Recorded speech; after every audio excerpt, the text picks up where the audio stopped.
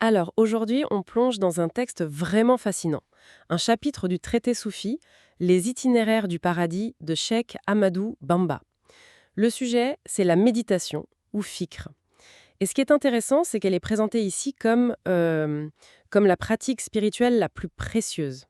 D'ailleurs, le texte commence très fort, avec une affirmation qui a de quoi surprendre. Oui, on est tout de suite dans le vif du sujet. Il y a cette citation d'Al-Ghazali qui dit en gros qu'une heure de méditation peut être supérieure à une année entière d'adoration. C'est, c'est une déclaration radicale. Complètement. Ça déplace toute la valeur. On passe de la quantité des rituels, de ce qui se voit, à la qualité d'un moment de réflexion purement intérieur. Du coup, la question c'est qu'est-ce qui rend une seule heure de pensée si puissante? Et le texte nous donne une clé pour comprendre ça, avec une métaphore que je trouve assez belle. Celle du miroir. Exactement, la méditation comme un miroir. C'est une image très juste. Mhm. Parce qu'un miroir, ça ne juge pas, Mm. ça reflète. Ça nous montre nos bonnes actions et ça, ça encourage, ça nourrit la gratitude, Mhm. mais surtout ça expose nos défauts, nos failles, sans concession.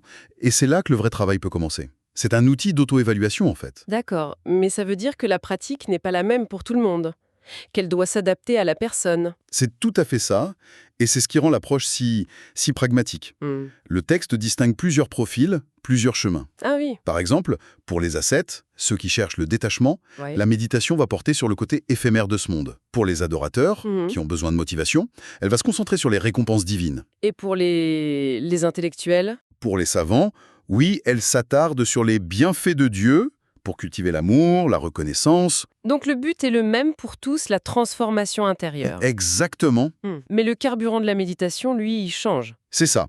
L'approche est fonctionnelle avant d'être dogmatique. Et tout ça mène à une chose essentielle, la certitude, la conviction inébranlable. D'accord. L'exemple qui est donné, et il est très fort, c'est celui du prophète Abraham. Sa certitude, il l'atteint non pas par une révélation soudaine, mais en méditant sur la création. Les étoiles, la lune, le soleil, C'est une foi construite par la réflexion, donc plus solide. infiniment plus solide qu'une croyance juste héritée, quoi. D'accord, mais alors concrètement, sur quoi on doit méditer? Est-ce que le texte nous guide un peu? Ah oui, il est très précis là-dessus. Il nous oriente vers la contemplation de la création. C'est-à-dire? Les cieux, la terre, l'alternance du jour et de la nuit, la complexité d'un arbre. L'idée, c'est de partir du visible, de l'harmonie du monde, pour en déduire la sagesse de l'invisible, du Créateur. Et j'imagine qu'il y a aussi des choses à ne pas faire, hein, des sujets à éviter. Absolument. Et c'est là que ça devient, je trouve, hyper moderne. Il y a des garde-fous très clairs. Le premier, il est théologique. Ne pas chercher à méditer sur l'essence même de Dieu. C'est considéré comme inaccessible. D'accord, ça c'est logique. Et les autres? Les autres sont psychologiques. Le texte déconseille de méditer sur sa propre pauvreté, sur les injustices qu'on a subies ou sur l'incertitude de l'avenir. Ah oui, c'est surprenant. Pourquoi? Parce que ces pensées sont identifiées comme contre-productives. Elles engendrent l'inquiétude, la haine, le ressentiment, la procrastination.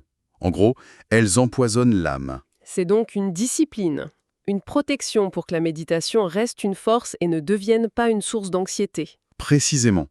Il s'agit de diriger activement son esprit, de choisir sur quoi on se concentre. C'est une véritable gymnastique mentale. Donc, si je résume, ce qui est fascinant ici, c'est que la foi n'est pas présentée comme quelque chose de passif, un don ou un héritage. C'est une compétence qui se construit, qui s'entraîne activement par une discipline de la pensée. C'est tout à fait ça.